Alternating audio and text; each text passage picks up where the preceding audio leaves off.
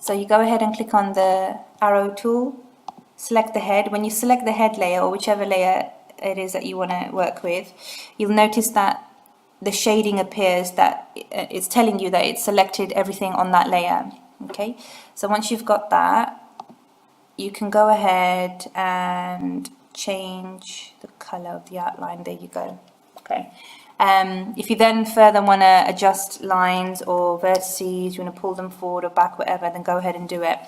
You can individually delete lines, but I would recommend keeping the whole of the 2D shape on each of the layers. So for example, the head part here, you know that if I move it, so there's not a gap here, so that it's over the ear line here, you might think that, well, there's no point having two lines, just have one.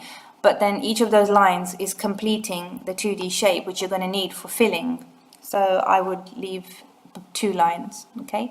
If you don't understand what I've just said, just make sure one line is covering the other. Don't delete it, because you can delete it by just pressing delete like this and clicking, here we go, and deleting. So you can just delete lines if you don't want them. Sometimes you'll get like really small lines that have just appeared because 2 other lines have crossed over, so you can get rid of them. So let me go ahead and just bend this line so it's not causing that little gap to appear. This vertex or this point here is just not what I want, so I'm going to just zoom in on that, and I don't know where it's gone. So let me just do this, zoom in. Where'd it go? This way. I'll just bring it in. Oops. Oh, I've got the pen tool selected. I was wrong. Second arrow to move that point. There we go.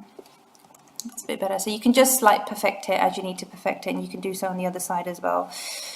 So so far I've only done the head and the ears, but you slowly keep doing this, and then you do the eyes and the snout and the mouth and whatever else it is that you want to do. You can even do the patch as well.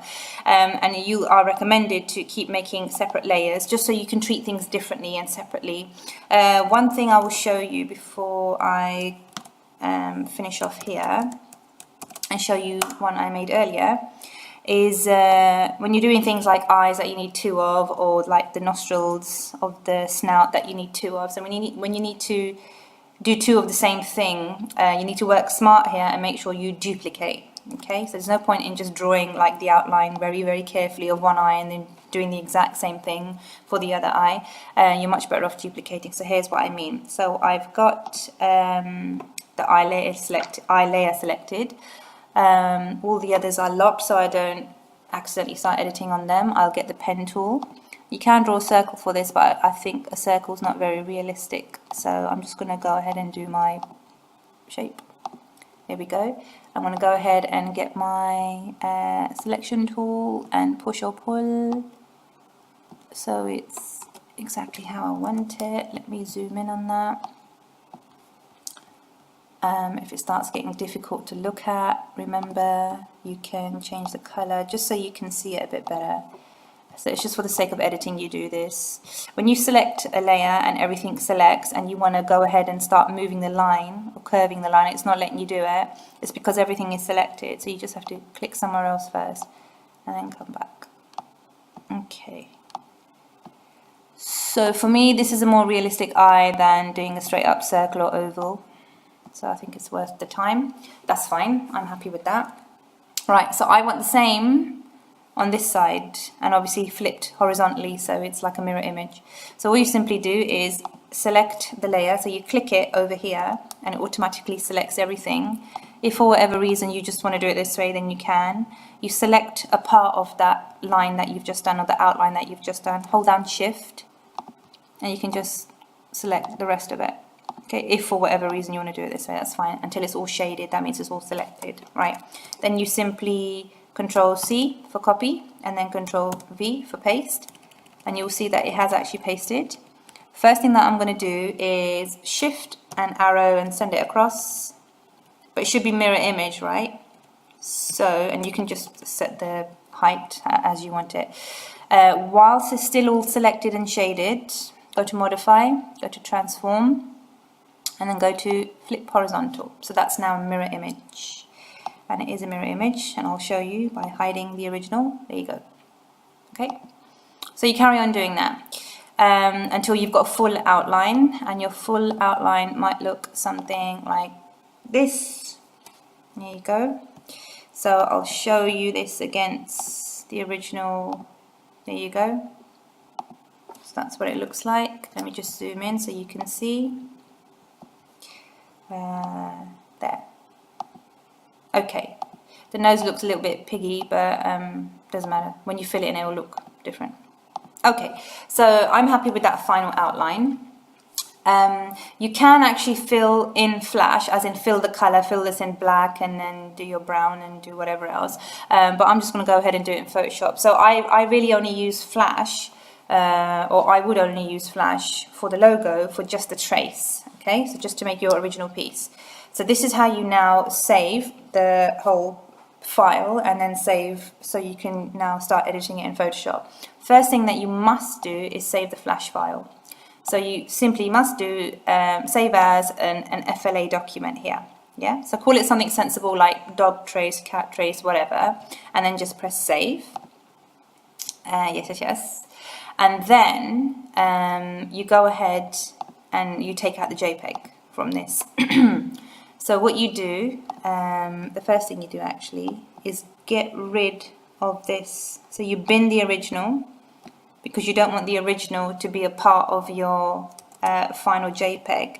And although the original is hidden, it's still actually there. So if you were to JPEG this, this will still be there. Let me show you. File, save as.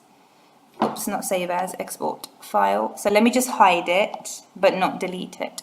File, export image.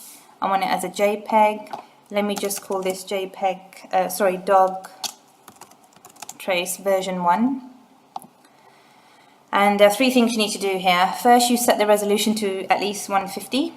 Then you change the include part to minimum image area. And then you make sure quality is 100. Click OK. And then let's go ahead and see what we've done. Trace version 1.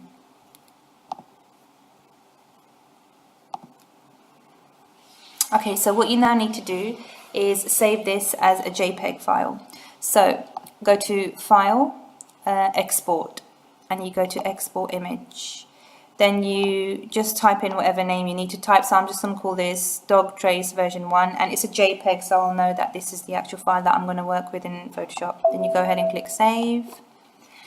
And then you have to do 3 things here. The first is make sure the resolution is 150 or more.